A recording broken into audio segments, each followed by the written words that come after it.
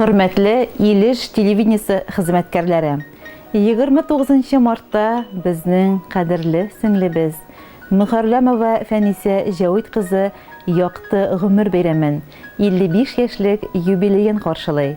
Һәм без сезнең белән берлектә аңа изге теләкләребезне музыкаль күчтәнәш тапшырырга телибез дип башланып китә җылы эчтәлекле котлау хатыбыз. Туганыбыз Тәҗәй авылында тату, бердәм Гыйльминур һәм Җавит Гатауллиннар гаиләсендә 3нче кыз булып дөньяга аваз салды. Ул бәләкәйдән үк теремекле, максатчан булу белән аерылып торды. Кушбакты урта мәктәбен тәмамлаганнан соң, ул хыялын тормышка ашырып, Башкорт дәүләт медицина институтының стоматология бүлегенә укырга керде. Аны уңышлы тәмамлап, үзебезнең районга эшкә кайтты. Һәм әлегәчә яраткан эшендә. Сеңлебез үз эшен төгәл һәм җаваплы башкару белән хезмәттәшләренең, пациентларның хөрмәтен казанды. 1990 елда Күктау авылы егете Айдар Җиһанша улы белән гаилә кордылар.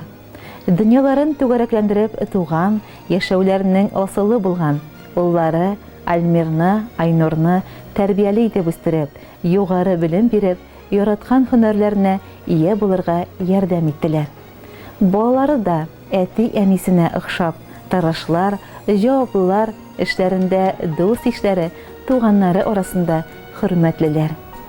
Фәнисә сеңлебез, менә туганнар бергәләшеп, гомер көзләребезгә дә кереп барабыз.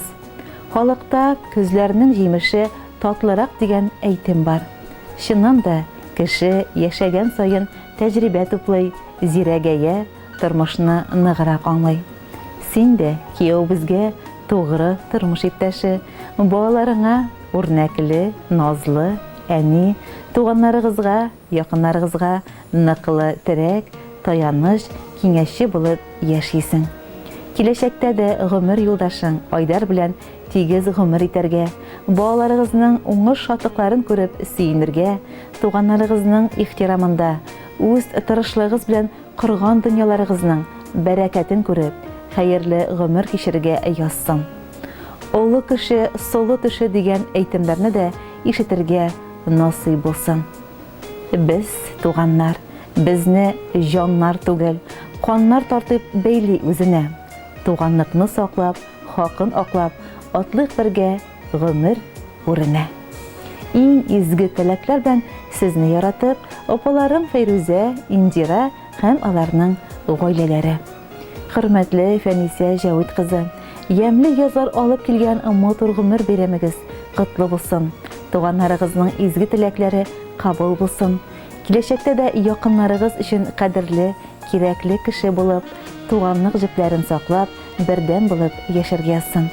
Туганнарыгыз сөйләгән иң матур җырларның берсе сезнең бәйрәмгә тагын да ям өстенә ям өстәсен.